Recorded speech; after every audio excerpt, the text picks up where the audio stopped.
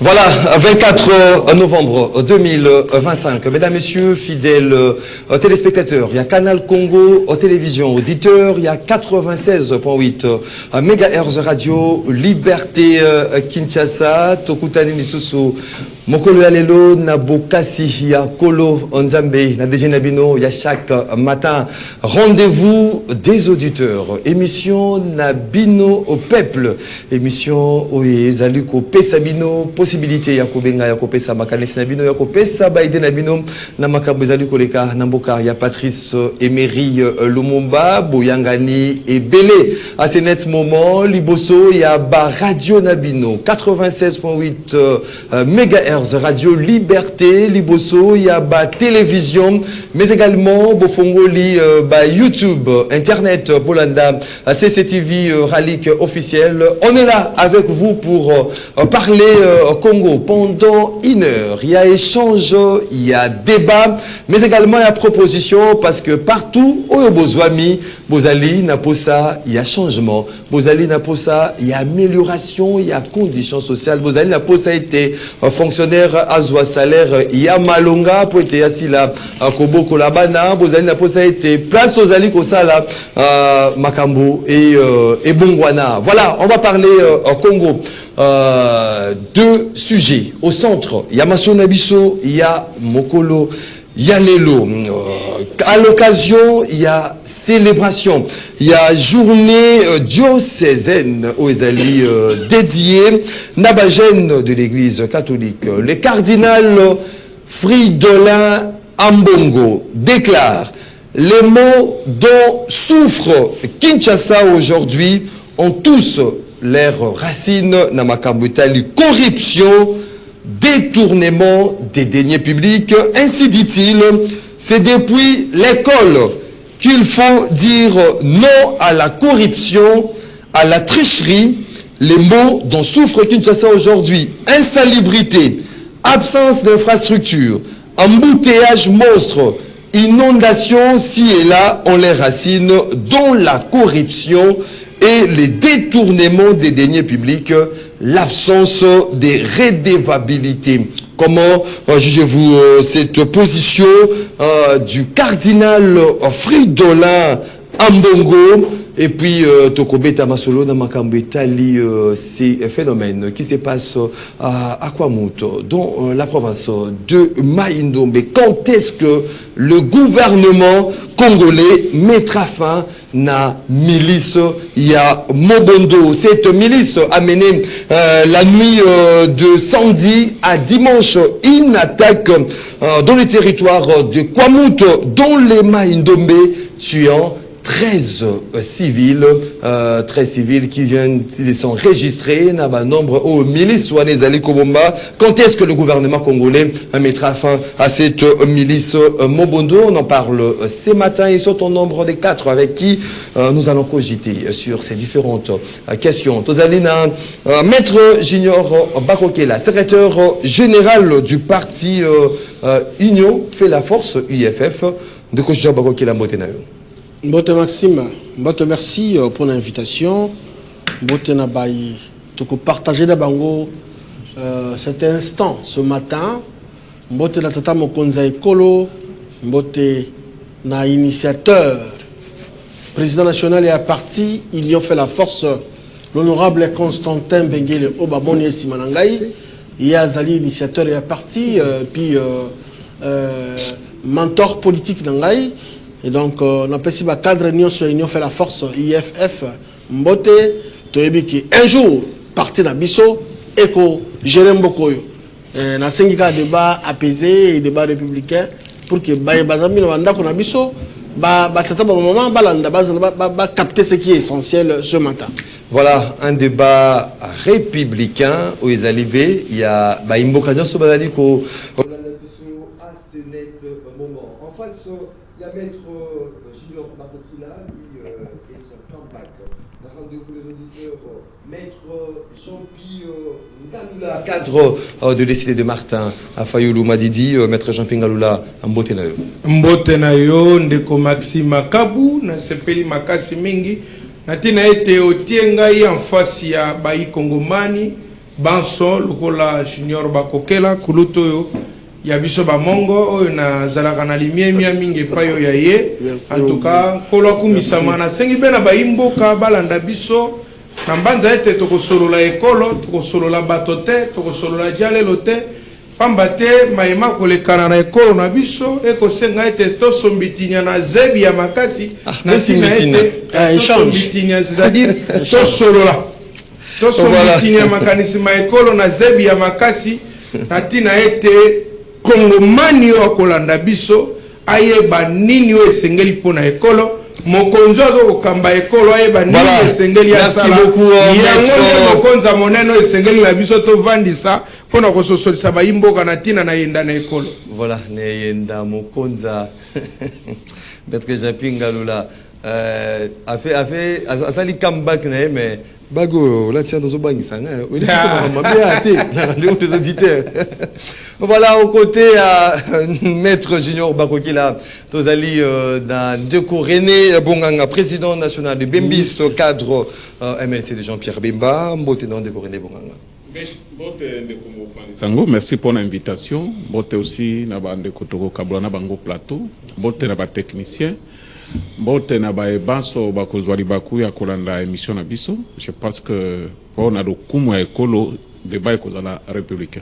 Voilà, débat républicain aux côtés à Maître Jean-Pierre Ngalula Molonga Ninae, Mopandi à opposition, et Ali Ndeko Martin Balela, président Ligue des Jeunes ADD au Congo, Mbotena Ndeko Martin Balela. Mbotena yo mwana mboka Maxime, Mbotena bandeko toko kabola na bango plateau, tika na pesa Mbotena président Martin Fayulu m'a dit de Sika Ezwami na libota na etika et Nzambe azala na yo, pourquoi pas na pesa Mbotena le fils de l'homme, le président Prince Penge et puis cadres et militants il y a parti Congo ADD Congo.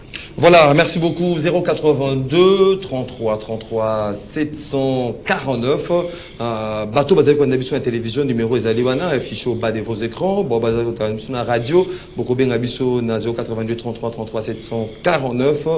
So beaucoup possibilité à d'un standard comme d'accoutumé, beaucoup mais l'abisso na WhatsApp et rendez-vous auditeurs pour occupation de rotang à mapé aux débattu tout au long de cette émission. Une minute, sujet isolé. Na chaque invité à votre côté na Bozindo, ya Maso Nabiso, ya Tongo, ya Lelo, Maître Jean-Pierre Ngalula. Tobani na yo. Merci na yo, moi ekolo, natina ete yo pesingai ngonga ya kosombitinya makanisi ma ekolo, mais na libandela na ngai ndengo pesinga na yungola na koloba na yo ete toyali na bolozi mingi ya koyoka mayoto landi. Bolazi ça dit moi pasi na motema ndeko ya ngai. Koyoka ete, il me semblerait, nazo confirmer en tout cas, un certain député au Komonezo Banana Nyama, il aurait eu l'intention de dire qu'il faut changer l'hymne national Nabiso. Libanzo moneno ngape na ranango parce que l'hymne national est allé conjuguer ba verbe nyos ezarana fitir. Mais lokola motona pulupulu abunga kanzela na zongote mbala na emingi. Yé ayeko bakiselo ya mabe alobino esengel tokotisa il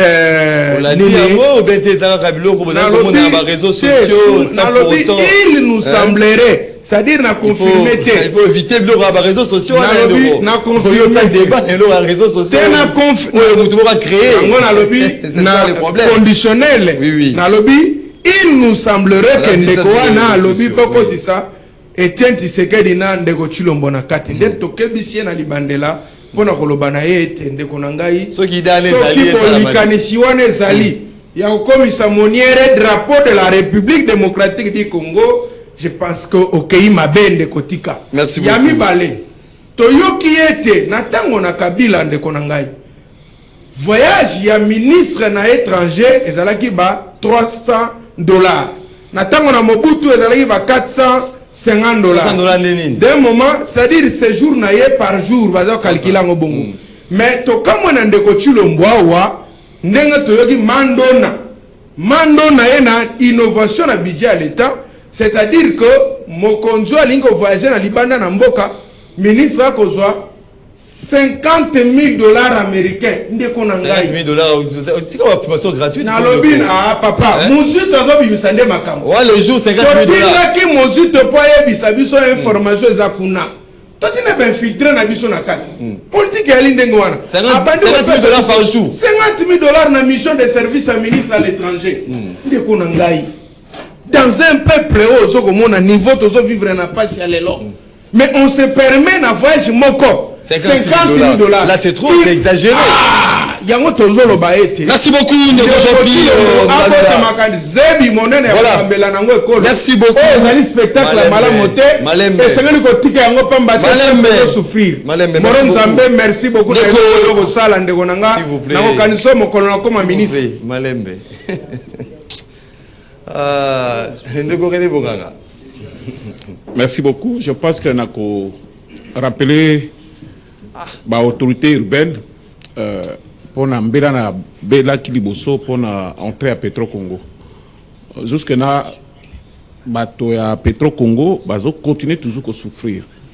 Kokota peko bima, ça pose un problème très sérieux. Nzela et boukani presque nyos. Donc bami tukapo kota, c'est difficile. Et baïba qui entrer on est allé ko faciliter pas seulement bateau bazali ko fanda kuna mais ko faciliter aussi carburant oyo bazali ko pesa na ba station belé na ville Kinshasa. Alors je ne sais pas si ba konzi bazo zelake mutuka moko ya carburant ekweya esande salema bato ba kufa bongo baya ko réparer yango. Je pense que bato changu bazali ba kinois comme ba kinois nyos. Et il faut la traiter aussi dans le même point d'égalité qu'il y a capital. Alors, injustice, je pense qu'elle allait bien être. Il y a une initiative privée. Il y a une banga ou bien zèle pour les kamalam. Mais quand l'État a ça bango. Alors, je ne sais pas. Il faut que Petro Congo ça la manifestation pour que attirer attention il y a autorité urbaine.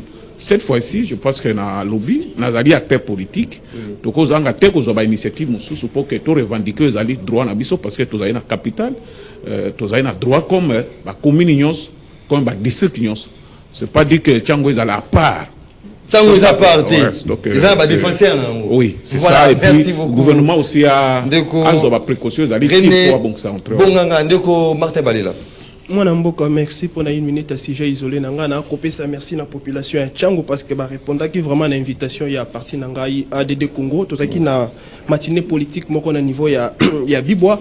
Précisément dans la salle Arche de Noé, Tondibino vraiment Arche de Noé. Oui, Arche de Noé. Tondaki oui parce que le président Prince Pengazaki a un message à transmettre à la population congolaise et puis bazala ki wana merci parce que à Kezala qui vraiment à niveau malgré Mboula et menace qui grave mais voilà que ça qui biso que amour ezali à Congo d'abord et puis pourquoi pas amour ezali na bana la muka yango to coton de la bino merci minga. Voilà maître Jean Bakokila to clôturer nayo et puis to fongoli nzela directement il y a débat il y a tongo alelo. Merci Maxime. Lorsque ici je dois parler lorsque le maréchal Mobutu a créé le service IGF. C'était juste pour nous battre là. Nous sommes en Moka, bateau, basa la on a le ingété, bateau ba quoi yango le quoi n'engue balinga quitté. Tout le monde qui dans le régime passé, IGF faisait là qui vraiment à la hauteur té, n'a pas attribution en d'autant plus que ça qui est étouffé dans ma favoritisme, ma cabouébélé, ma empêcher qui même IGF azala n'a pouvoir n'a comme il se doit être.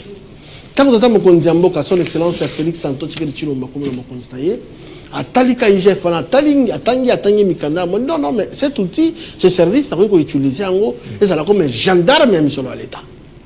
Il y a un autre bonaki, tant que mon ambo kaji la ligne de Batia qui est, discipline les zones qui n'ont secteur et mission de l'État, finances publiques. Lorsque le koji la ligne est accueilli na retraite avec honneur, tout le monde est en Konjamboka, Batia, mon amboka, bitasi moi Christophe, autre mozako mona, Yohana. Il y a un succédant qui m'a mboka Gila Ligete. Il y a un contrôle systémique. Mais je suis sidéré que le bateau baza ko yeba makambote il y a un contrôle systémique. Bateau baza ko comprendre te bazo ba oh non chef mosala mabe non il y a que les contrôler nde baza ko yeba mosala il façon sala. Souvenez-vous récemment ici bateau ko suspendre DG à LMC ligne maritime congolaise n'est-ce pas? Rapport au Taki Yawapi. Il y a un chef. Il y a un sala moussala, mais la format sous contrôle systémique. mutu ya na touche na ye et le Maxime a na touche na ye René Mungawa na touche na ye Jean-Pierre on a touche na ye Bakoke na touche na ye tout comme touche na touche il y a prédécesseur non bango nyonso baza ko travailler pour la la lingeta travailler qui na ye comme il sait yesko na elo basika ye na touche na ye contrôle systémique donc dans le but que l'équipe tote non tous baza ko pesa voilà merci beaucoup le yo tout baza ko kamba misolo à l'état baza ko banga pona ko zwa mbongo à l'état merci beaucoup yaoli ya kanza batobité mabe ba komi ko ba odo IGF mosala mabe non voilà merci beaucoup les contrôleurs baza ko sentir le contrôle systémique Bakokela voilà merci beaucoup maître Junior Bakokela secrétaire général Union fait la force IFF. C'est parti pour le débat de ce matin. Maître Jean-Pierre Ngaloula sur cette préoccupation majeure soulevée par le cardinal Fridolin Ambongo, dont aujourd'hui les mots dont souffrait Kinshasa. Ezali tire racine nango na makambo etali corruption, détournement du deniers publics, ce qui le lot ozali ko souffrir na makambo etali insalubrité, absence d'infrastructure, embouteillage monstre, les inondations à chaque tombée de la pluie, racine nango ezali dont la corruption et les détournements des deniers publics. L'absence aujourd'hui des redevabilités, est-ce que vous allez couper ça aujourd'hui? Le cardinal Fridolin Ambongo raison, maître Jean-Pierre Ngaloula. Merci Nayo Ndekonangai. Na couper ça d'abord awa na libandela na pesi longonia mingi na mopiscopo cardinal Ambongo, cardinal Ambongo alimbisangai na pesi yo longonia mingi mon cardinal. Tango mokuna abongoli chaise ya kotela abongoli esika kotela meeting siège ya IDPS yo osala ka bongo te tango basusu bako benga président de la république soka tie mabonza te balobi mais soka tie bako yebisa biso ta tie boni tango mingi babenga ki président de la république balobi na ye tobondeli na nkolo apesa ye bato malonga po kambana bango ekolo ndeko chilombo na ndenge ne muwa tiage zo bato malonga te ko kambana bango ekolo confusion entre la prière et la personne tango yo mingi ya ba pasteur bako wele la ngonga nyonso ko zwa numero mo konzine ekolo po ba vanda na ye basenga ba poste batia bandimi na bango kilikili esika bako vanda atako bako koso biso me yozo ngonga nyonso soko dwima lobo ya yo mon cardinal ngonga nyonso ezalaka pona koloba matali ekolo o kabola pasi na ekolo l'église catholique est l'unique église au Congo oyo soki bato badindi abimisaka mosolo kaboli li bato oyo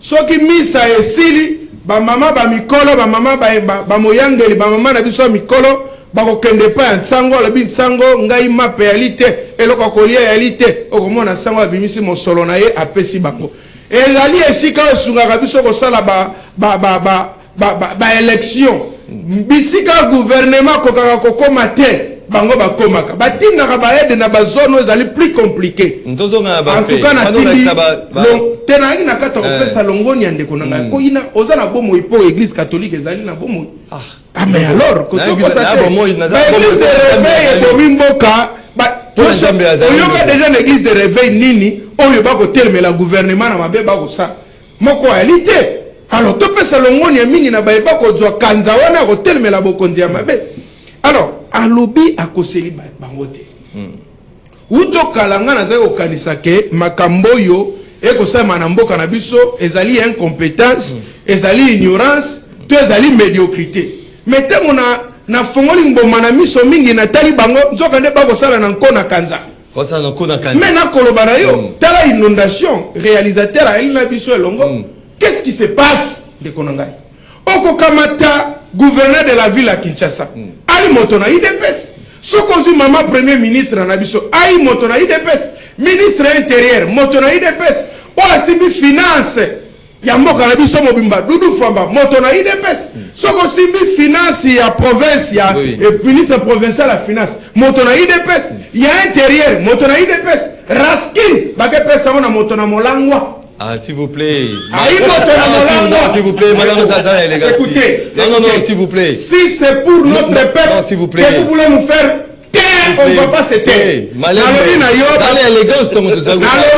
ba pesi moto na Molangwa. Monsieur, écoutez, soko beningai ne ko papola des obligeantés. Monsieur, avec élégance, élégance yali na moto ile élégance na bokamba minekolo. Bokoki ko pesa na moto ya Molangwa mokolo na mokolo te. Akomela ka whisky lokola balobi ne lobi ko sale masusu te. Alangwa ko paloka na mabele mokolo wana tozalaka na John Kabamba. Alors yamana lobi na yo. Boni chaîne nyonso wana ozoko mono bato nyonso wana na tangi nde bato basimbi moboko ekoko sunga eke Kinshasa ezala na bopeto mais tuna ngai boni Kinshasa eli na bopeto te toyokaki mokonzi ya mboka na conseil des ministres nalobi ata matanga ya kuluna ezaka na mwa ordre mais ndenge ni mokonzi ya mboka ko réunir bato azoko s'inquiéter sur makambo ezoko salema na salite na Kinshasa matanga kuluna na ordre matanga kuluna na ordre yanke moko abimaka babenga ye mokonzi mokonzi na bango ya troupe mais mokonzi ya mboka lobi na conseil des ministres lobi nani komona sous salite te nani komona inondation te mais liboso gouverneur inondation salemia après maloba ya mokonzi soki azalaki lokola nkondo mobutu nde atie libanda Félix Tshisekedi azali na vision na ebite soka lokoti wa pezali vision etie Tshisekedi wa mulumba te comme ezali nini église catholique aloba makambo na sentiment te babakisaki mokonzi ya mosusu balobi dialogue koko salema te sans église catholique ezali pe mokonzi monene fo landela makambo yo mobisko polo alobaki et puis ekoloba ete salite eli na mboka na biso eli makasi mingi mais la solution c'est quoi? La solution est nini? La solution ezali au moins ba députés provinciaux bamikala ba gouverneur c'est-à-dire que bato oyo qui nous servent à rien bako sala mosana bango longo banate yango moni que ministre ya intérieur na biso le confrère Jacquemain Chabani a comme ko manipuler bango parce que mosala na bango ko mono noté. Est-ce que Bumba kotika la sous gouverneur à ville à Kinshasa? Oyo mawe jabis. Tout le monde mawe janambushimai ayako réapparaître na Kinshasa ne longi ya Bumba. Alors, merci beaucoup l'église catholique ali na raison. Mais bon ça na biso ezali. Tokoki ko condamner jamais Bumba. Kotika ndeko Chilombo moto mabe mbuma mabe mwana libebi merci beaucoup ndeko Jean-Pierre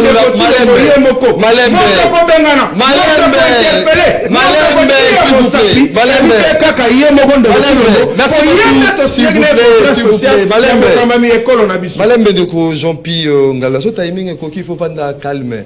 Aux un rendez-vous des auditeurs. Voilà, maître Junior Bakokila, la corruption, détournement, on des racines aujourd'hui à Makamou, vous allez comme à chaque tombée à pluie, inondation, insalubrité, les embouteillages, Tata Cardinal, à Sylvie Kolobelabiso, il faut que Tanguy Sabana aujourd'hui les valeurs, Baïba, Kanyaka, à l'état, comme si Otanga, et puis non, tant que va nommer un DG, va nommer un ministre, il faut y aller à l'État. Est-ce qu'aujourd'hui, comment vous allez juger cette position ou ces préoccupations vous allez soulever par Cardinal Lafredonné? Merci Maxime. On avait tous suivi son éminence, l'archevêque métropolitain Fridolin Cardinal Ambongo Bessongo. Na prédication lorsqu'il a réuni tous les jeunes, vous avez journée diocésaine et jeunes. Vous avez dit plus de quoi? Oui. Il y a un président de la province ecclésiastique à Kinshasa, parce que je suis catholique. Oui. Et donc, je t'informe que Makambo Alobi a beaucoup de kutate. Oui. Mambi Manso Alobi Makambo ya solo. Corruption. Nous on a deux volets. Oui. D'abord, il y a insalubrité na Makambo ya corruption. Soto, inondation, corruption, iyo. Tout le monde en a. C'est vrai. Ils ont dit bombarder. Et que certains une personnalité au Konzambo qui a porté du choix pour que va aider le peuple congolais, va aller beaucoup plus tromper dans la corruption, la détournement. On les a combattus. Tata Cardinal, avant d'aller à Kinshasa, avant d'aller à Congo, il a toutes les informations. Sur ce point-là, sur le lobby, il y a un lobby à sol. Dans mon but, matali insalubrité. Ils allaient participer. Même dans le conseil de ministre, le chef de l'État avait parlé sur l'insalubrité à Kinshasa. Salité Bosoto Eleki. Vous imaginez même que Tango Émir, il y a Qatar à Yaki. Oui. Ce que commune avait aussi à 24. Il y a un mot des arts. Tellement qu'il n'a pas un Bosoto Eleki. Bazipi yango. Vous imaginez? Bazipi yango, mon frère. On n'est pas bongisa, mais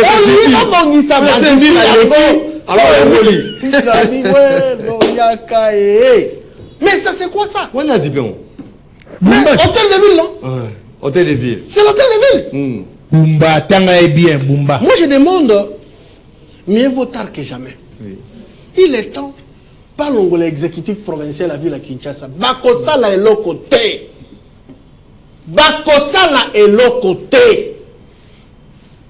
Talaka Mbula. Ya ba milelo ba gouverner nous ça va pour ya Kinshasa pour les arabes milelo.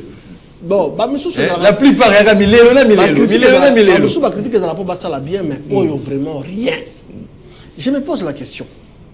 Les lois ils ça la contrôle la technique hein. Oui. Banzela ils até. Banzela ndio sur Kangi Banzela. Pambaté le gouvernement central avait financé. Je dis bien les gouvernements central. Oui. Par les trichements, il y a le ministre de la Finance, Doudou Fambalikou Nengotaï, va financer pour la voirie urbaine. Banzele Tikali Yakotanga.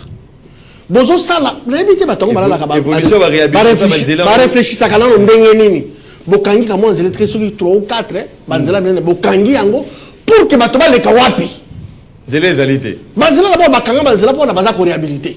Moi miki etikali pour que batoba le kaka moi déjà mon Bokangi sous bloqué pour la contrôle pour la l'omenya bokozwa quand c'est que les autres banate. Corruption, détournement des deniers publics. Vous imaginez cela?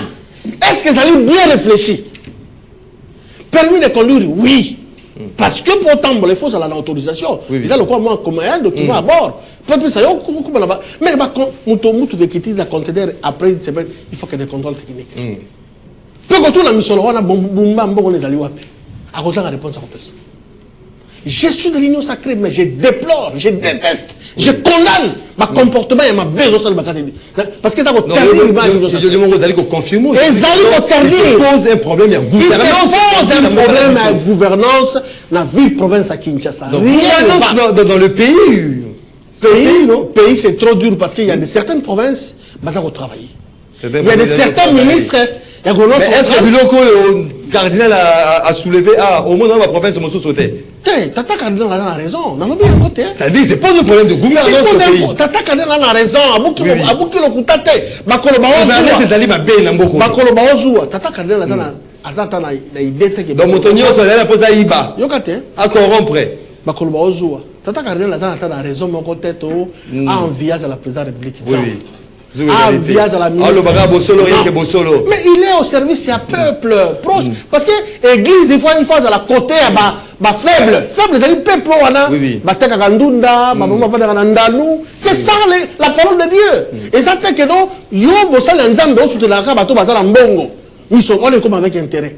Mais ce que ça pour les pauvres, il y a Jésus pour les pauvres. Alors, ici, je certifie. Tout ce que le cardinal a dit, c'est vrai. Gouvernance et alité, corruption. Je demande à mon président. Je demande à mon président. Oui, et ça, oui. Au prochain remaniement. D'abord, le gouvernement central. Ah, il y a un remaniement. Tout le monde va il y a quelques-uns seulement. 4 années, oui, le reste, zéro. Les bungu tulu. La ville à Kinshasa. La ville à Kinshasa, gouverneur à Kinshasa ne mérite pas de la gouverner à la ville à Kinshasa. C'est une honte. Il dépasse ça, la crème de crème.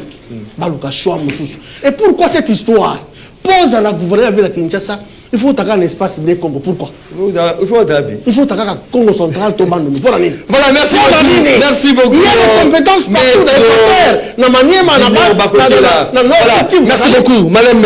Voilà, donc Martin Balela, les candidats Fridolin Mbongo, a-t-il raison ou tort par rapport à la préoccupation soulevée aujourd'hui, gestion même à Ville à Kinshasa, qui pose problème, les embouteillages, inondations, tout ça c'est régime, les corruption et détournement des deniers publics. Ndeko Maxime, au nom de la jeunesse, il y a des Congo à la Mouka.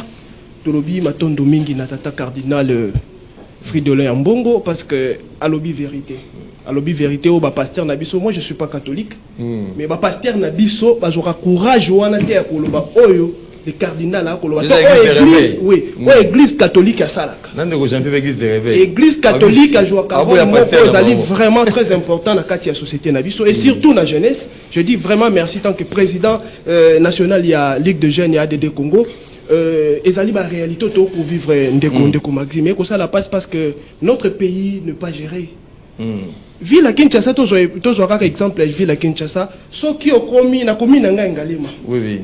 Tango bamoni ndeko wana ko uta non tango bamoni ndeko wana ko uta katara akoya omoni soko ko uti kitamo magasin ko kende cité de loya oleki ka kanda ko ya artiste Fali Ipupa izalaka na rivière moko to benga kango mayantaba ndeko nanga wana ezali na bosoto ezali juste l'entrée ya résidence chef de l'état le quoi là va qui invité chef de l'état koya Émir oui bazui batol ba clôturer ba pakoli yango penti ndeko soko na main tabana ndeko ezana ba ventire oye payer matalana est-ce que réellement pour ba kirer ba mettre ba peto na kati ya ba rivière wana et ko senga mo paya benaya na rivière 24 robert que est-ce que ça livre vraiment est-ce que ça livre vraiment sérieux Ndeko Maxime, ils allaient vraiment sérieux. Na ebite ndeko Félix yemo ko lobelaka ni chaque jour ale kakawana boso wana ko lobateka mona ka bosoto wana. Mais le ko la invité na yako ya moto batekela Congo ko ya ko tala mboka na bango batekela. Nde ba bombi place wana ba pakoli yango pet. Soko l'équipe place là siko ezali en tout cas ezali kitoko moko ko ikontimate. Mais ba bongisi on. Non, bongisi peut-être. Provisoirement juste parce qu'invité chef de l'état abanda ko kota. Oui, dazongi o kota ke batola na bango ba olongola na bango yango. Ezali pas soki mboka na biso ba komi ko bongisa yango po ba pa ya bazoya. Oui. Il faut ça l'habitude pour Nabiso. Et ça le comportement moko to ko vivre na yango. Ba autorité, il faut pas comprendre que wana ezali que moi moko bango ba na yango, d'ailleurs obligation pour na bango ko mettre mboka na biso na ba valeur. Parce que un gouverneur, moi-même je me pose tant de questions. Il y a ceux qui réellement Boumbaye moko yebi pa kazalaka gouverneur. Soit non, peut-être ba tchaye, mais yemo ko yebi te kaza gouverneur. Parce que IDPS place au bango nyonso ba diriger ezaka tout. Il y a ça qui tourne, il y a ba chantier ba réhabiliter ba route malgré que Ndeko Maxime Bumba zali échantillon. Bumba zali échantillon. Si ça dépendait de moi, gouvernement provincial auto zali nango ndeko na ngai, moi je pense que s'il faut bâtir ba kotika ndeko zali na santé. Parce que banana Bumba tina ba ministre nyonso bazali wana. Moto azali compétence ali te Kinshasa ezali diriger thème de konanga ce qui tata Fridolin cardinal Mbongo alobeli Kinshasa ezali juste à réduire champ mais réalité nous sommes qu'on vivre na Kinshasa ezali partout na mboka na biso ezali na province ezali na province nyonso malobeli plus Kinshasa parce que Kinshasa ezali capitale s'il faut vivre d'abord bopeto il faut d'abord na niveau il y a capital mais ce qui est capital est qu'on vivre na bosotobo place nyonso ce qui mboule betelo na Kinshasa papa ce ka qui faut benga na ndako na ye est-ce que vous kokoka atuna d'abord ce qui dégré salami oui atuni na famille bazali ya kokoka atuni mira ba voisin ko eki oyo mboka nini atuni zo mira ba ko ide c'est capital mon cher na mitune pa na ngai na kabea ka mwanga réalité za la kanini ce qui réellement na Kinshasa to ko vivre et bon na ingene to ko mitune pa junior ba kokela kulutu na ngai et ça n'est pas si même junior ba kokela lobby te na ba province mususu makambo e marchaka na ngoma e marchaka na ngoma la mukaka na Kinshasa des ali problème non kulutu to lo ba vérité Ozali natif ya province wana ozali icône parmi ba icône tant ko lo ba il faut o me makaba réalité province na yo ya na ngona Kinshasa lo belaka parce que yo ozali lo ko amono ko na bango tant ko bomba ba réalité wana c'est-à-dire o ko ko la mafuta pourquoi nanya pour bona ezali kuna un gouverneur incompétent un monsieur a eu ko komana mkombo na yete la province je la cite azali ndenge moko na wana s'il vous plaît ndeko tant la province na ngai maweja ba ko makombo na yete to lebela ki yango chez moi Pourquoi pas le monde de Kowana? Je vous dis. J'assume ce que je dis. Les Rwandais avaient comme ça un discours, il y a l'ingala té. Alors qu'on commaté comme bon a été France, mon quoi français c'est un fond à recommater. C'est pas un problème des dirigeants aujourd'hui. Voilà. Merci beaucoup. Merci beaucoup Ndeko Martin Balela de l'ADD Congo, René Bonganga, corruption, détournement qui gangrène aujourd'hui notre société, de faits décriés, dénoncés par le cardinal Fridolin Ambongo, ceux qui les lots ont vu ces genres d'embouteillage, inondation, insalubrité ici et là, même dans la ville de Kinshasa, parce que la corruption et les détournements, Paul position, la gestion Yambo Kanabiso, les cardinals a-t-il raison ou tort en affirmant ce genre de choses? Merci beaucoup Ndeko Mopanzi Sango. Menaza na moi ba observation ya kosala muke avant na kota na Bozindo. Bandeko balandaki ngalula awa alobaike ye awa kuluba bakombo ya batute. Mais soki balande exposé na ye na compté atangi kombo ya bato 17 fois. Atangi 17 fois comment oui. Et puis observation mi balé ezali que toyaka wa poto analyser sur oyo ba proposer biso comme 6 heures. Alors je ne comprends pas où bato bayaka na ba papier na ba poche na bango que soko keyo betioyo ta ezali muke pour analyser 6 heures ba présenter biso. Ça c'est déplorable. Tant que journaliste il faut veiller quand même que non bato base à la focaliser réellement sur thème oyo au PC. On a observation de besoin dans la salle. Vous allez Ami Balé nazali d'accord na bande nyonso que Ambongo azana raison. Oui. Ça c'est une évidence. Tukoko boya yangote. Mais au moins moi ba approche mon thème que ça sacré faut reconnaître que non problème au gouvernance c'est ça Katambogo. Ba te kaka problème union sacrée. Les lobes yango kaka union sacrée. Mais ndeko ngalula uti ko chef de l'état aloba ki pe yango na conseil des ministres. Oui. Au tiaka yango sizete. Po bato baloba ke chef de l'état azaki motali boso ya ko dénoncer et salubrité na ville de Kinshasa. Les lobes a dénoncer, mais qu'est-ce qui est fait? Est-ce qu'il y a eu des sanctions? C'est ça aussi le problème. Non, ça, je pense aux alliés co-débatteur na ngai. Oui. Tant que chef de l'État a l'obaki yango na conseil des ministres, bandeko balobi yango. Mais ba féliciter ka yete. Mais lelo cardinal a lobi ba féliciter ye. Oh balobaka ke loko bo moko. C'est pour dire que il ne faut pas faire encaisser tout simplement chef de l'État ou bien gouvernement. On est conscient na yango. Oui. Pour ceux qui est alaki malamu bel chef de l'État alobaki yango na conseil des ministres. Tant alobaki yango il est conscient na yango. Ils ont une responsabilité na ye. C'est les résultats qui comptent lorsque le chef de l'État a koloba. C'est ça le vrai problème. Makambo oyo nyonso lobami détournement. Oui, ils ont salema. Mais est-ce que le gouvernement a zoti kalaka kimi azotala? Non. Est-ce que vous monitez qu'il y a même quelques autorités bazalaki arrêtées, jugées et condamnées pour ne pas faire détournement? Pourquoi vous ne faites pas allusion? Tant que vous avez dit que pourquoi Moutamba a été condamné? Est-ce que vous allez faire rétroactivité pour corriger l'erreur?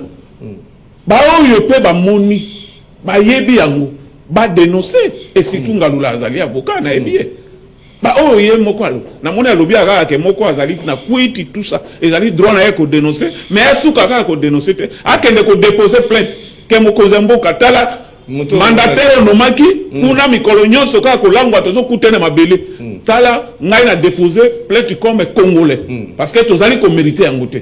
Donc, et sous kaka na ba dénonciation na plateau. Je pense que na d'autres siens ça les makandine de ngwana. Que eux ala pour pas mon tes alliés affaires personnelles ou bien aux alliés na compte à rendre na mutuana. Est-ce que les dirigeants PR les bazala boy bazala na conscience moko il y a ceux qui ba pesio tâche portion mo ya pouvoir que au sana bolamu pour na peuple wana. Non.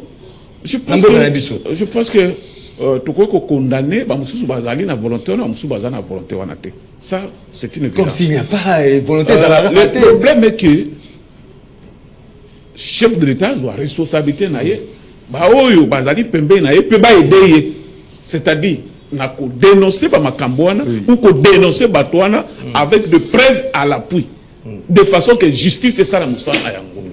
Mais en ce qui concerne la ville de Kinshasa, le constat est vrai.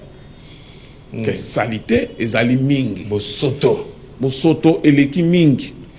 Et puis je dénonce avec force méthode wana mupaya soka ye to conseiller que to zali propre nzokande batwana to vivaka na ba émissaire na bangoa ba donc ako zonga tesa ye ba réalité ndenge ezali donc ça sert à rien bobo wana po ba sala yango nazali sûr que mbongo ebimaki. Pourquoi vous bimisa mbongo bo sala eloko moko o ezali ko discréditer bino moko bon on peut pas détourner pour les sous. On se comprend? Oui. Bon, on a engagé ngaité. On se montre. Bo tie bo bambi ba salité bonabo. Mais est-ce que yo kanisi motona va ya watinda ibatote? Fo misala do tala bo sala ngo pressé mususu yemo ka kuti bozo sala.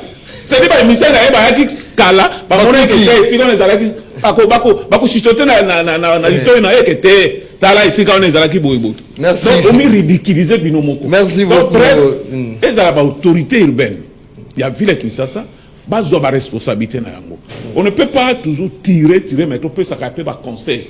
Net ni kambwana. Bango ba kanisaki et si ka ba fanda ke so ba sali et vous allez bien ba kosi arabe wana azongi akena sango ke non puis ça c'est sa propre bonabo. Nzokande ba mizindisi bango moko. Voilà. On dehors non ko kisi na notini. On dehors bango moko bangalula musala yango ezali ko lekana ba téléphone na ba papier na maboko ba talite awe ezalaki bonabo. Ata moto na ebaite. Ndenge bangalula bazo dénoncer. Eza solide. Donc l'autorité urbaine va éviter à biloko wana ba sala misala. Et puis s'occuper totalement. Parce que ça quand même. Sur le monde, ce que ça n'a pas boulaté. Bah chantier nyonso ba laisser na ville à Kinshasa. Admettons que ce que si là. D'accord, bien si là, pas même laisser un contrôle technique, c'est ça aussi les problèmes. Merci beaucoup. Merci beaucoup. Malembe. Merci beaucoup. Compte ça, na molongo ya ba opposant po na ba mboka nyonso contrôle technique ça. Voilà, merci beaucoup. Contrôle technique. Merci beaucoup. Soki Malembe, contrôle technique. Malembe, merci beaucoup. Voilà. S'il vous plaît, Malembe. Merci beaucoup Ndeko René Bonganga. Ndeko Moro Nzambe. Demain nous allons revenir sur des graves révélations na Office national et emploi. On aime, on nous parle de scènes de corruption, malversation, un problème entre la direction générale et les conseils nationaux d'administration. Nous allons revenir sur ce grand dossier. Il y a Office national et emploi. On aime, qu'est-ce qui se passe réellement na on aime, on a lobby avec des informations et de preuves à l'appui sur la malversation, trop de problèmes à niveau. Il y a on aime. Nous allons revenir sur ça demain na rendez-vous des auditeurs. Comme je vous l'avais annoncé, deuxième sujet, Yamasou Nabisha Mokolo Lelo, Ndeko Jean-Pi Ngalula. Non, on commence avec l'Union Sacrée sur cette question. Ndeko Maître Junior Bakokila. Comment, quand est-ce que tu peux mettre fin na Makambo Ekomi, ces phénomènes, cette milice Mobondo, Wazali Koboma, non loin na Kinshasa, Tokene na Maluku, na Maïndombe, na Kwamut. Il y a des morts. Hier, on a enregistré encore cette milice à Mobondo. 16 personnes tuées par cette milice. Quand est-ce que le gouvernement congolais mettra fin à nous Namakamou et Ali Mobondo? Est-ce que Mobondo, Mobondo, une milice, est-ce qu'elle est puissante que notre armée? Comment on n'arrive pas à mettre fin à Namakamou et Ali Mobondo? Parce que la population a vu ça, Bazali Kokufa. Très bien, merci Maxime.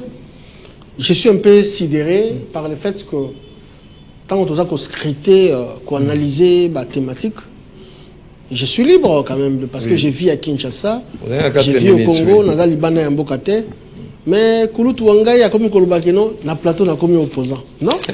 Dans le opposant, la plateau. Je vis à Kinshasa. Ce sont nos frères, nos semblables, y compris moi-même, les deux à Sibir. On est en opposition. Non, je suis libre. Démocratie dans l'Union sacrée. Je suis libre. Démocratie dans l'Union sacrée. Non, et dans un opposant. Lorsque j'ai parlé il y a contrôle technique. Et ça m'a bêté, mais Nanzela ou Wapi. Balaba les athées là qui ça. Balaba les commis à côté. La contrôle. Pour que créer un embouteillage, tu vas faire un en retard, tu vas faire la boue. Est-ce que on a lobby ma non. Bah si ça Banzela, ce Banzela est si libre, ça le contrôle, il n'y a pas de problème. Voilà, aujourd'hui na motu. Banzela c'est à côté. Mobondo. Phénomène Mobondo. Ça encore c'est un problème. Babomara chaque jour. Rôle à l'État. Chaque fois. Rôle à l'État. Oui, oui.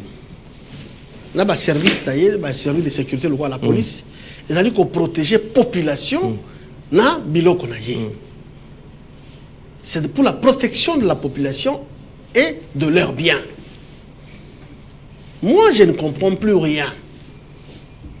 Ici, je suis congolais citoyen. J'habite Kinshasa et j'analyse dans le contexte selon ma réalité. Oui, froidement. Ce qui se passe actuellement avec ce système de Mobondo, parce que c'est une situation bandit de l'OTO, mais quand même. Oui, oui. Comment l'État n'arrive pas il y a qu'à prendre une solution définitive, il y a qu'à éradiquer l'Okowana.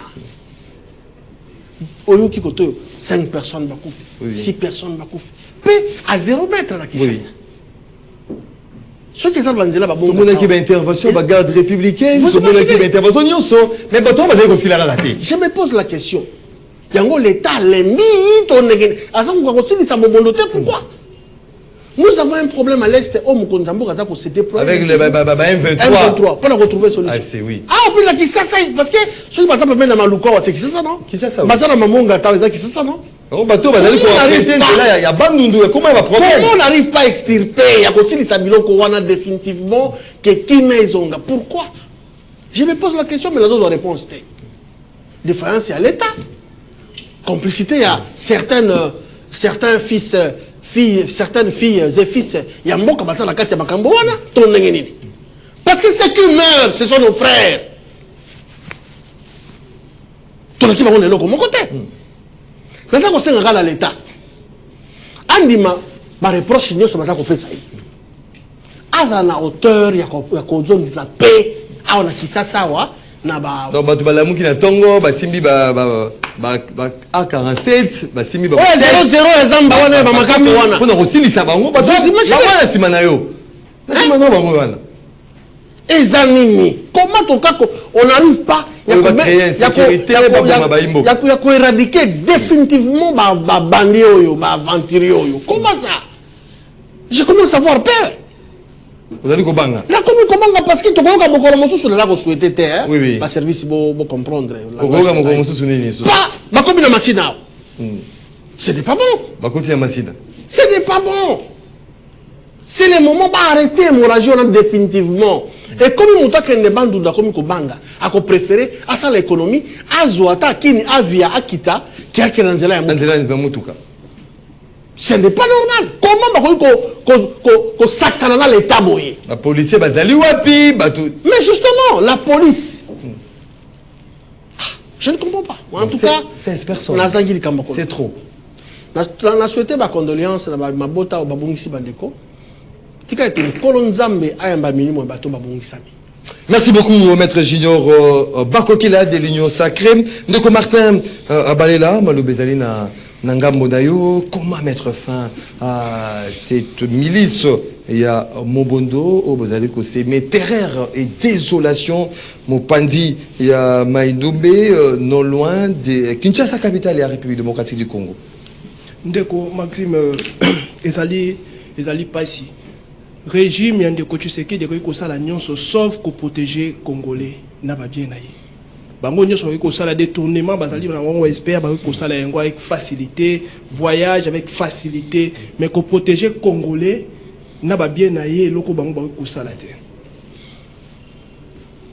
kala mingi ta ndeko Maxime des bateaux tu ko sala naufrage awa to bungisi plus de 100 Congolais gouvernement oyo etikali ko lancer ta message mon côté bouche bée c'est comme si bantabande bakufi. C'est comme si on pesende babungi. Ba ko mona ate ndako mukono ndako pa mitungisa te pour à trouver ezali pepo na ye. Avion uteki ko s'écraser à wande ko na moment d'atterrissage.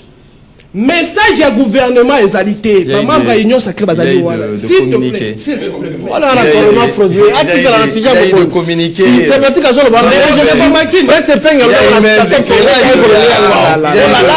il y a eu de communiquer, il y a eu même l'intervention du PCA de la Il a parlé de ça. Oui, oui. Je peux Vous pouvez avancer. Je peux avancer. Ndeko Maxime Kobosa na te que biso nyonso yo tozali dirigé par Ndeko Chulombo.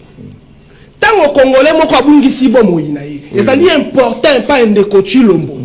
Ya ko se déranger. Ya ko mitungisa. Comment qu'est-ce que Effectivement. puis moko yanga yo ya bungi. Na Effectivement. bisi yo na chebino nyonso defia wa moto ko la kisanga tweet ya présidence. Ya consolation. Na peuple congolais. Approuvé Bichongo awa na émission. Ezalité. Même Na lobi bien la présidence ezalité. Oui, oui. Vous comprenez? Donc, Ndeko Chulombo po na ye congolais ko faisait le moko normal. Et c'est normal. Congolais ne sont pas qu'on mais sauf Anthony, sauf Mais chaque jour, Azali ko peut s'abisso, ko assurer biso que Kimia. Azali ko ça la pona. Kimia ezali maloba to ezali ba action de commenter. Tout ça quand même sérieux. Ba Congolais ba ko kufa Ndeko Chulombo a déjà 7 ans. Ba Congolais ba zo kufa. Aso sala nini parole na parole. C'est un expert en promesse. Mais ce faut de vivre na ba promesse. Mon bondo ezali non loin Kinshasa. Non loin Kinshasa Ndeko Maxime ngana yo to bimaka wala. Ba umeli pe ya Mobondo. Basali wana na ba umeli. Na pon kwango Mobondo azali. Debe kaka maluku awa Mobondo azali donc Mobondo azati na Kinshasa. Mobondo azati na Kinshasa. Mais gouvernement oyo régime oyo pour la cause solution na yango ezali nini ekozanga bango. Ce qui tolobi kuna ezali Kagame. Tout le monde est opération qui menée par la garde républicaine qui base finalement qui base la garde républicaine na ntsele wana. Mais bozali à quelques mètres kaka na Mobondo comment est-ce que vous kotika bomoni ke basa ba rebelle batoyo. Boko kotika bango ndenge nda continue ko bazali ko kima bakatisi Brazzaville bazongi soki outi bandundu okokota Kinshasa to outi Kinshasa okobima ndeko nanga bato ba contrôle kabiso ezali Mobondo batelemisaka mutuka nyonso batelemisaka voiture nyonso elekaka moto nyonso abimaka Kinshasa kokende bandundu ayebi ke Mobondo mutu contrôle kabiso. Comment est-ce que tous allez diriger par régime où ezali selon bango ezali reconnu officiellement? Mais rebelle ne va pas contrôler biso. On est dans mutu kana ba rebelle ba na mandoki na bango sans tenir ba tenir civil de ba yango balati jamais yo la biso bima kana presse wana ba télé tu ne peux pas passer déjà dans 22 h 23 comme ko banga ko 4 ça peut ko bima maluku ko kota maluku sot ko bima ndeko nanga pourquoi parce que ba rebelle ne ba ko biso quitter sa glace na yo ba ko contrôler mutu kana ba ko tout même na carte. Ça devient grave, Ndeko Maxime. On n'est pas dirigé. On n'est pas dirigé. Moi, je pense que Ndeko Tshisekedi, et là, quoi, ce qu'on a, parce que s'il faut de l'incompétence, à la question, et là, quoi, Soukani, et là, quoi, Soukani, et allez démission, allez acte personnel, s'il vous plaît. Démission du sous. Oui, n'a pas conseillé à Ndeko Tshisekedi. S'il vous plaît, Ndeko Maxime, s'il vous plaît. Ndeko Maxime, s'il vous plaît. La démission, c'est la solution. C'est la solution, c'est la démission. Vous savez que les Congolais ne sont pas koufa. Et ça dit Rwandais. Bateau ba ko macha qui joue. Combien de personnes ba koufi? Plus de 30 personnes. 16 personnes tuées. Plus de 16 personnes de Konangai. Ba koufi bazali ba Congolais. Ba koufi non loin capitale. Ba rebelle ba ko bomo. Est-ce que wana pe zali Kagame? Merci beaucoup. Wana pe zali Kabila. Merci beaucoup. Tout ça makambo sérieux. Tout ça makambo sérieux. La solution c'est la ce qui parce que nyonso auto sengi ndeko Tshisekedi ali ko sala tête. Ce sengi dialogue pour trouver solution à l'unité. Bon. La meilleure solution serait la démission. La démission, ça démission, je pense. Merci beaucoup, Martin Balé, Landeko, René Bonganga, jusqu'où Toko Kende, Mobondo, Tolembi. Tolembi, on nous a rassuré ici par rapport à l'opération qui menait. Tout le monde qui va se bling à Bango, Bissous va bomim, chef na Bango va Kangi, Bazu Bango va na Bango, Bissous va Bango Landolo, tout consort. Mais aujourd'hui, on essaie de parler de Mobondo. Par contre, Banani, concrètement, comment mettre fin à cette milice à Mobondo? Merci beaucoup, Maxime, pour la maloba. Mais au sein de Sangai, on ne peut pas dire que. Tout ça, non, j'ai déjà rappelé, il y a eu la communication. Oui, j'ai. Officiel, il y a présidence. Il y a présidence. Il y a bien présidence. Non, mais la présidence. Ministère et à transport, c'est quoi? Non, mais la présidence. Il y a eu la communication officielle. Il y a eu de communication officielle là-dessus. Il a parlé du gouvernement. Oui, oui. oui. Mais au moins, ezala na président na ye Penge. Je pense que bayebi eloko nini bazo salate. Nzela nini bazo kende bayebi te. Ils n'ont pas vraiment une ligne de communication. Bazo tout à par-ci par-là. Makambo Epenga kende ko lobana top Congo. Et là, quand il a dit que avion est accident, na Kolwezi, et là, Moko et Salema quitté, Batindaki, même équipe enquête. Après, Tango Amoni, Nabilili, que commission et enquête, et Kendeki Kuna, Abaluki Kaka Moko et Penge, Kendeki, mais Bazoku Fanzara, Bazoli à l'autre côté.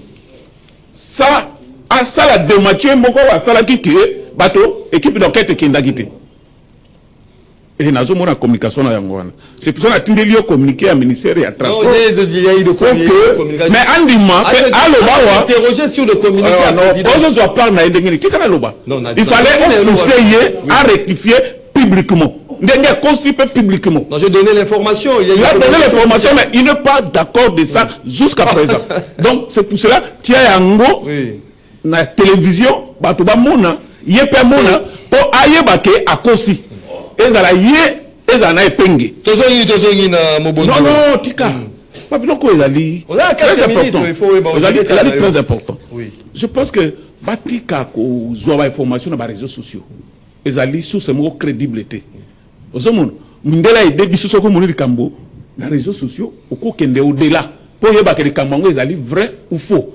Mais biloko bazolo bawana ezali bien te. Toye sikoyo na mobondo kaya mobondo. Il est vrai, c'est un phénomène qui apparaître d'une manière dangereuse, ce qui le gouvernement a eu la responsabilité. Au Tchèque, parce que il y a malobi na Cana. Ma information à ma disposition, ils allaient 12 personnes, 12 civils au Bakoufaki. Il faut moyen Bappé. Information, ils allaient en possession à you. Mais la communication officielle, c'est 16 personnes tuées. Oui. Oh, il y a binaire, 12. Oui. Donc, mais allez, 16. Et ça, les manquis délimis. Tout comme un voyageur. Là, il y a à partir de 3 h du matin. On y va tout bimi, au bêta, on a ça, c'est passé par là. Et ça qui sauf qui peut.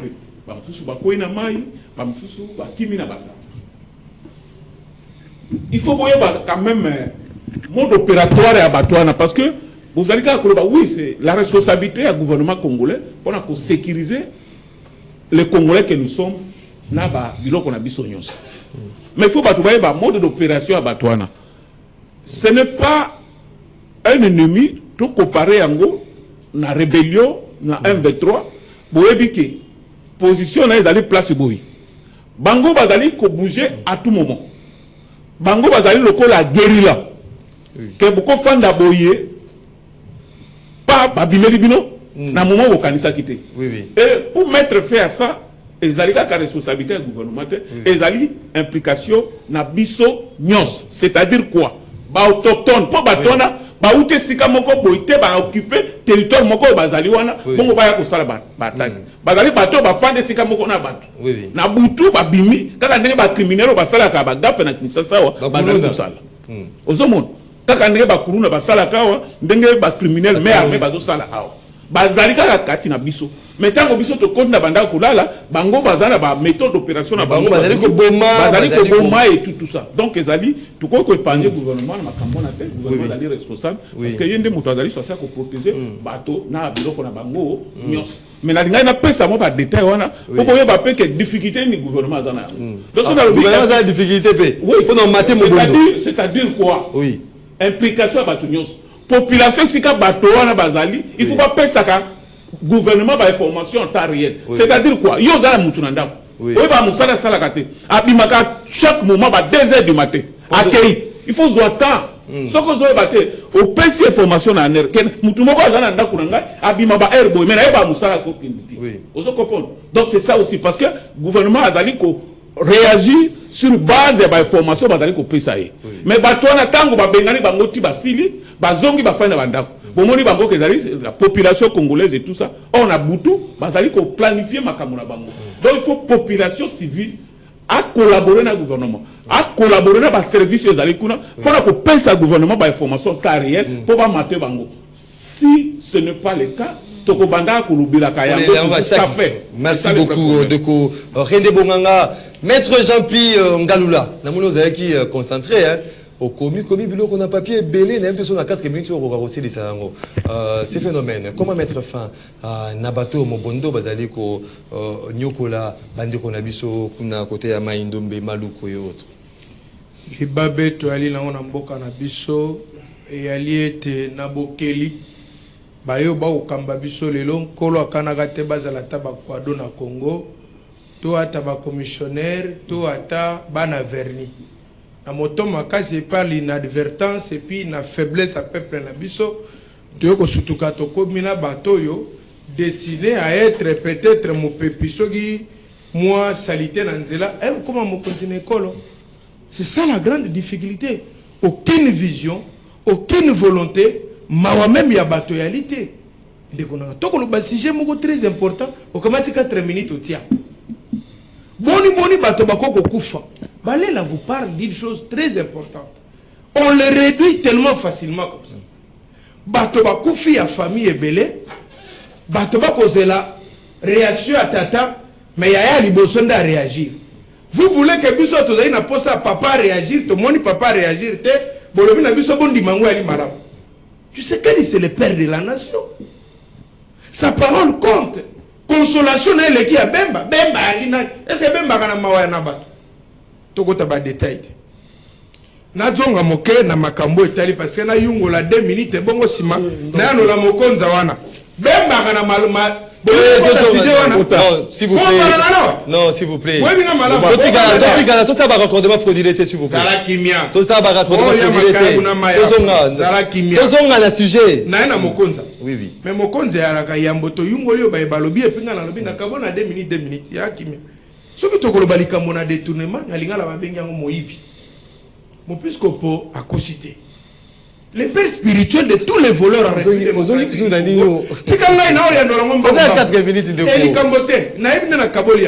Les pères spirituels Congo, tous les dossiers de détournement en République démocratique du Congo, comment on est cité à Maganakati? Comment on a caméra mitanga yemoko? Toi, Nicolas Kazadi, on l'a cité à l'intérieur. Toi, Moutamba, on l'a cité à l'intérieur. Qu'est-ce que vous voulez? C'est lui le père spirituel. Les représentants légaux, les familles, ils sont bons à l'État. S'il vous plaît. Parce qu'il doit sanctionner sévèrement. Non, mon côté, il faut tirer la balle. Il faut pas qu'il y ait une équilibration, qu'il y ait une spéculation sur ces plateaux. C'est quand même fait.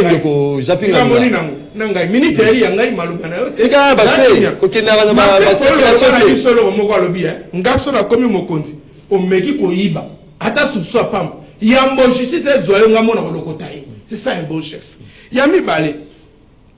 Alors pourquoi pas bomba qui bisika na bosoto. Mais c'est parce que le président turc tango yaka bakutana ndeko chilo mba ko kenena nzela. Atali mboka salite atuni ba ngine na kata mutu ka bi ndeko yangai. Yango mboka na lokola fulu bweli kamboni. Alors que gouverneur Ngobila lo ba ngina ngai asinyaki contrat moko na compagnie turque.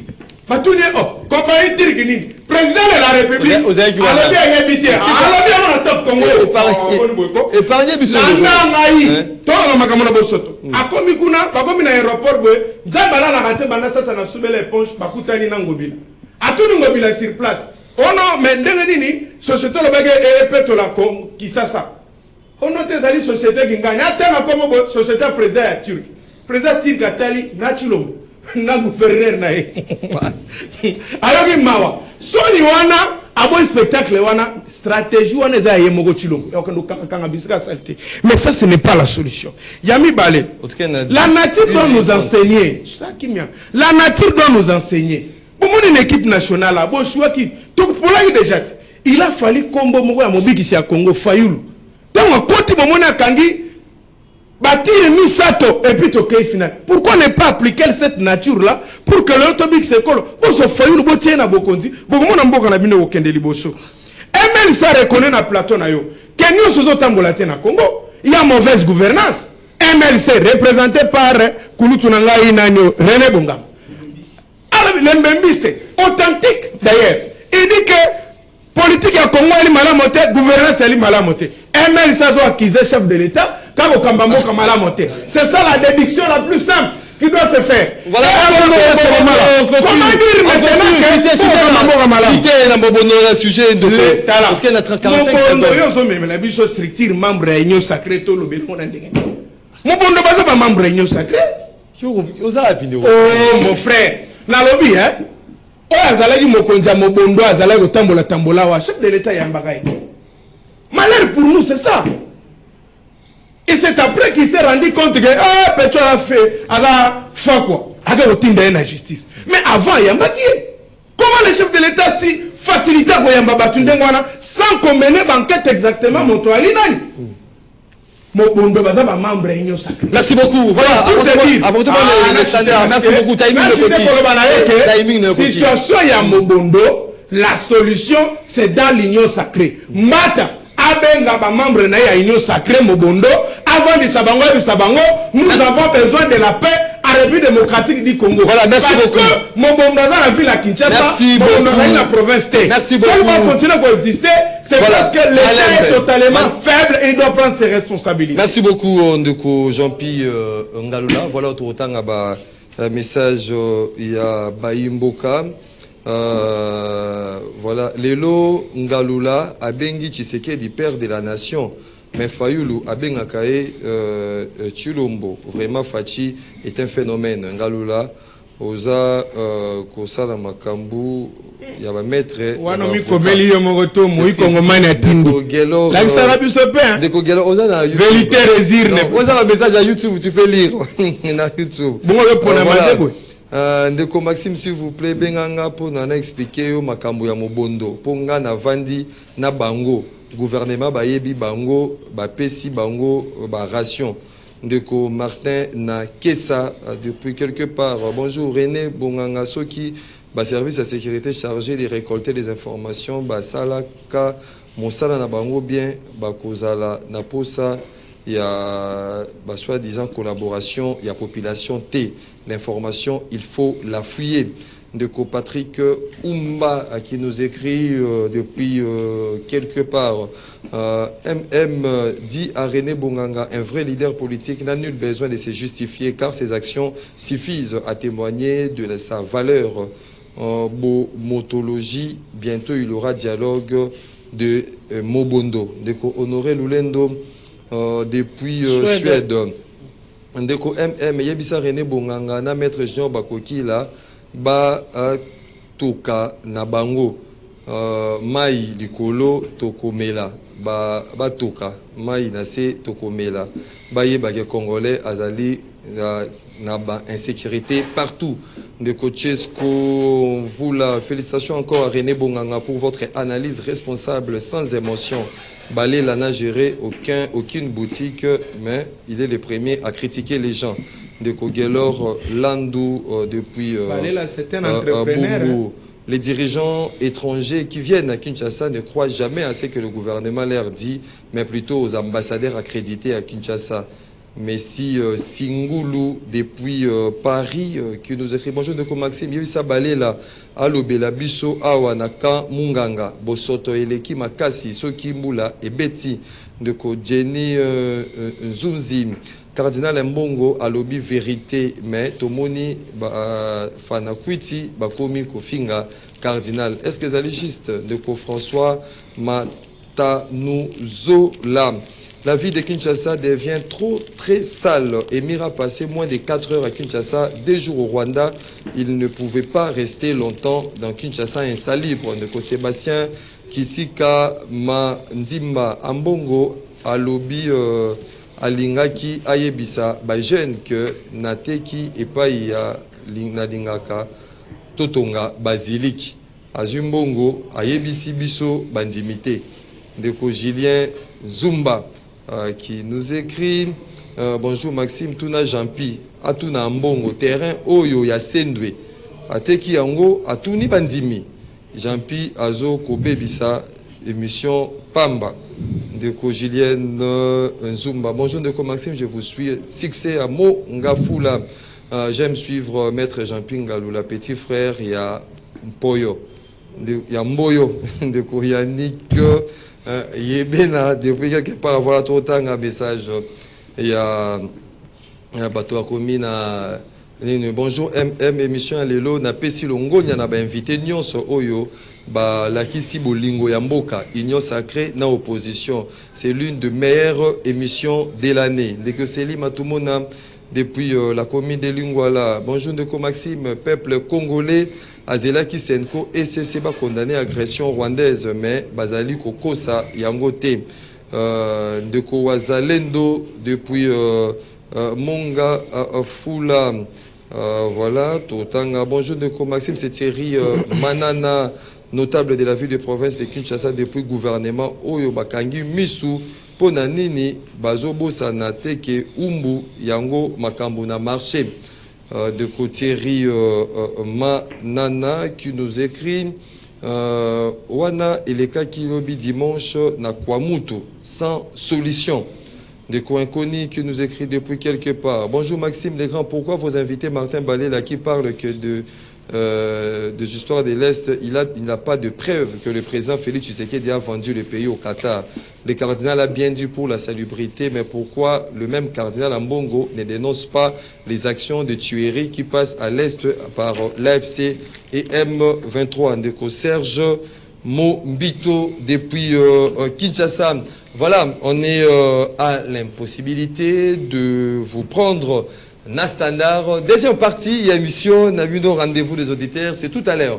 À 10h30, na Rosalawa, na Poete, na Zouabino, à vive voix, parce qu'on va demeurer avec sujet haut aussi, au solola, na Atongo, Yalelo, avant de boucler complètement cette émission, on fait un clin d'œil à tous ces mondes qui célèbrent leur anniversaire aujourd'hui. Heureux et joyeux anniversaire à Docteur Toussaint Toulomba. Toussaint Toulomba, joyeux anniversaire à toi. Vie errée, vie son temps. Que du bonheur à toi, Docteur Toussaint Toulomba. Fêtez en gros bien, docteur. Nous pensons également à Gracia Vangu. Gracia Vangu qui célèbre son anniversaire aujourd'hui, la jolibilité de chez nous. Gracia Vangu, prospérité, longévité, bonheur et zalanayo, vie heureuse, vie son temps. Gracia Vangu, encore une fois de plus, joyeux anniversaire à toi. Voilà, Nzambe. À Fongola qui TV na Bangelou, avec on a rendez-vous l'auditeur, rendez-vous aussi li Nzamba Kangi TV nae parce que et le quoi là Isaïe Sousouté. Bien sûr, notre Koutani 2 demain na télévision, mais tout à l'heure à la radio à 10h30. Boutskali Malamo na Mabouta Nabino. Au revoir. Le Basuga Elite.